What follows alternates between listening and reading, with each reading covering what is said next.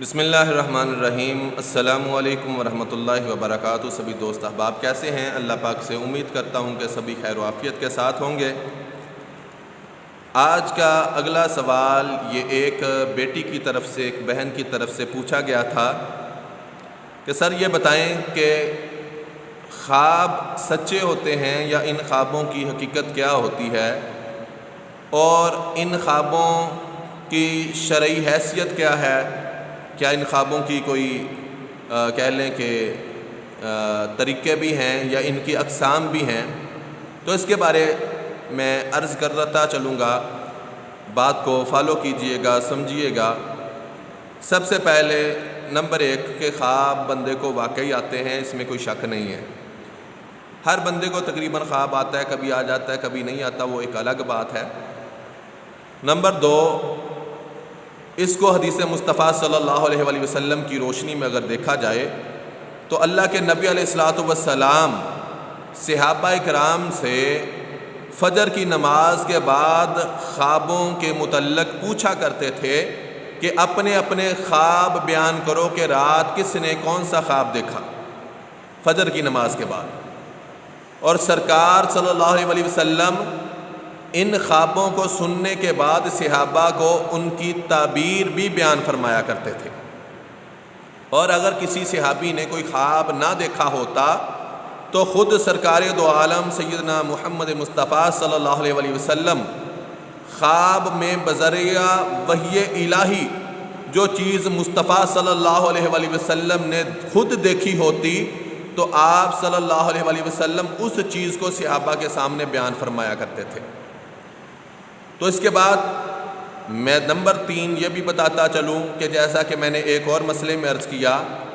کہ صرف نبیوں کے جو خواب ہوتے ہیں وہ شرعی دلیل ہوتے ہیں، شرعی حجت ہوتے ہیں، 100% شیورلی وہ خواب سچے ہوتے ہیں اور یقین پر مبنی ہوتے ہیں، ان میں کوئی شک نہیں ہوتا، کیونکہ وہ وحی الہی کی ایک صورت ہوتا ہے۔ لیکن اگر کسی عام بندے کو کوئی خواب آ جائے تو کوئی لازمی نہیں کہ وہ خواب سچائی پر مبنی ہو یا ہر بات اس میں سچ ہو، اس میں سے اکثر چیزیں غلط بھی ہوتی ہیں اور ظن کے گمان پر مبنی ہوتی ہیں، لہذا عام بندے کا، ہر بندے کا خواب سچا نہیں، بلکہ شریعت مطہرہ نے، فقہا نے یہاں تک کہا کہ سوائے نبیوں کے کسی اور کا خواب سچا نہیں ہوتا، خواہ اس میں ولی بھی شامل ہیں، خواہ صحابی بھی ہوں، تو فرمایا کہ سوائے نبیوں کے خواب کسی کا سچا نہیں ہوتا۔ اب نمبر 4 یہ بات رہے گی کہ خوابوں کی اقسام کیا ہیں، تو علماء کرام نے، فقہاء اعظام نے خوابوں کی 4 اقسام بیان کی ہیں۔ علماء کرام، فقہاء اعظام فرماتے ہیں کہ اگر خواب اللہ تعالیٰ کی طرف سے ہو تو اس کو رحمانی خواب کہا جاتا ہے، پہلی صورت رحمانی۔ نمبر 2، دوسری صورت نفسانی ہوتی ہے کہ اگر آپ کو آپ کے نفس کی طرف سے کوئی خواب آیا ہے، آپ کے نفس نے کوئی بات آپ کو کہی ہے، نفس نے کسی چیز پہ ابھارا ہے، کسی گناہ کی طرف ابھارا ہے یا کوئی ایسا معاملہ ہے تو اس کو نفسانی خواب کہیں گے۔ نمبر 3، تیسری خواب کی قسم ہے شیطانی، کہ بعض دفعہ شیطان آپ کو غلط کاموں کے لیے ابھارتا ہے، شیطان غلط وسوسے ڈالتا ہے، تو اگر ایسا خواب ہوگا تو اس کو شیطانی کہیں گے۔ اور نمبر 4، ایسا خواب جو طبیعت کے تقاضوں کے مطابق ہو، یہ چوتھی قسم طبیعت کے تقاضوں کے مطابق ہے کہ اگر تو وہ خواب نیک ہے، نیک لوگوں کی طرف سے ہے، اللہ کی طرف سے ہے، تو اس خواب کو طبیعت کے مطابق رحمانی خواب کی طرح اچھا خواب کہہ دیں گے، اور اگر طبیعت کے تقاضوں کے مطابق وہ خواب جو ہے شیطان کی طرف سے ہے، شیطانی وسوسوں پر مبنی ہے، تو پھر وہ بھی شیطانی خواب کی طرح ہی کہلائے گا۔ لہٰذا شریعت مطہرہ نے 4 اقسام خواب کی بیان کی ہیں، رحمانی، نفسانی، شیطانی اور طبیعت کے تقاضوں کے مطابق۔ جیسا کہ بعض دفعہ آپ نے دیکھا ہوگا کہ بندہ پریشان ہوتا ہے تو اس کو جیسی پریشانی ہوتی ہے ایسے رات کو خواب آ جاتا ہے۔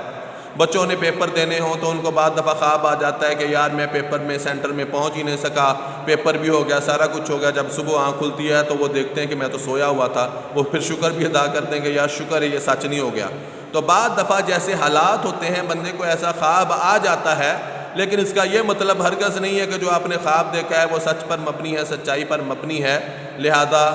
خواب کی میں نے اقسام بھی آپ کے سامنے رکھی، خواب کی حقیقت بھی آپ کے سامنے رکھی۔ ٹوٹل خلاصہ کلام یہ نکلا کہ ہر خواب سچا نہیں ہوتا سوائے نبیوں کے۔ کوئی اور بندے کو کسی کو بھی خواب آئے تو وہ حقیقتاً 100% سچا نہیں ہوگا، خواہ اس میں صحابی شامل ہوں، خواہ اس میں اولیاء اللہ بھی شامل ہوں۔ میں اولیاء اللہ کا ماننے والا ہوں، صحابہ کا ماننے والا ہوں، کسی کے دل میں یہ بات نہ آئے، لیکن جو بات فقہا نے لکھی ہے وہ آپ کے سامنے عرض کیا میں نے۔ تو بہرحال اگر عام بندے کو خواب آ جائے تو وہ 100% شیورلی اس میں سے اکثر جو ہیں وہ جھوٹے ہوتے ہیں، جھوٹ پر مبنی ہوتے ہیں،